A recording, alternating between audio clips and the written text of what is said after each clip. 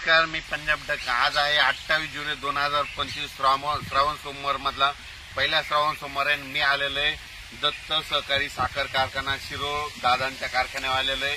या ठिकाणी शेतकरी मेळावा आहे. या ठिकाणी बघा पाहू शकता या कोल्हापूर शिरोळ या भागामध्ये सूर्यदर्शन झालं आणि या ठिकाणून सर्वप्रथम ज्या भागात आहे म्हणून त्या भागाच्या सर्वप्रथम शेतकऱ्याला अंदाज देतो.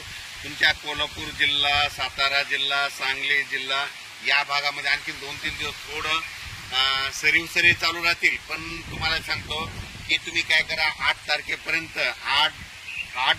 8 ऑगस्ट पर्यंत तुम्ही काय करा, ऊसाला खत घेऊन टाकून घ्या, शेतीचे कामं करून घ्या.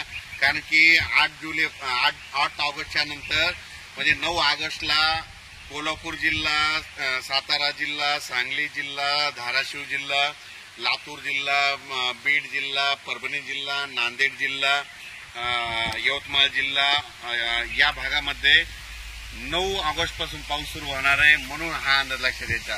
आणि योगायोगानं कोल्हापूरमध्ये या ठिकाणी शेतकरी मेळावा आलोय. त्या कारखान्यावर शेतकरी मेळावा म्हणून या सर्वप्रथम कोल्हापूरवाल्याला सांगू इच्छितो, तुम्ही 8 ऑगस्ट पर्यंत शेतीचे कामं करून घ्या. 9 ऑगस्ट पासून तुमच्या दक्षिण महाराष्ट्रातून म्हणजे कोल्हापूरकडून पावसाला सुरुवात होणार आहे. म्हणून हे अंदाज लक्षात घ्यायचा. साहेब, आमच्या विदर्भात आणि मराठवाड्यामध्ये काय परिस्थिती आहे?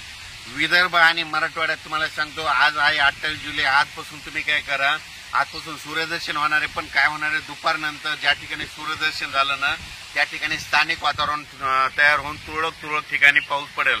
म्हणजे ही अंदाज लक्षात येता. पण तुम्हाला एक सांगतो की विदर्भ आणि मराठवाड्यातल्या शेतकऱ्यांनी काय करायचं, पूर्व विदर्भ आणि पश्चिम विदर्भ तुम्ही काय करा, शेतीचे कामं 8 ऑगस्ट पर्यंत शेतीचे कामं करून घ्या, फवारण्या करून घ्या. सोयाबीनला देखील फवारण्या करा, कापसाला देखील खत घालून घ्या. त्याच्यानंतर ज्या ठिकाणी सोयाबीनमध्ये पाणी साचलं तिथं सुपर फॉस्फेट टाका, कारण की तिथलं पाणी आटून जातं. कापसामध्ये पाणी साचलं असलं तर तिथं देखील सुपर फॉस्फेट टाका, तिथलं आटून जातं. आणि तुमचे कापस ओंबळत असेल तर काय करा, त्या कापसाच्या बुडाला पाय द्या. पाय दिल्याच्या नंतर तुमची ती मर देखील थांबते. म्हणून हे लक्षात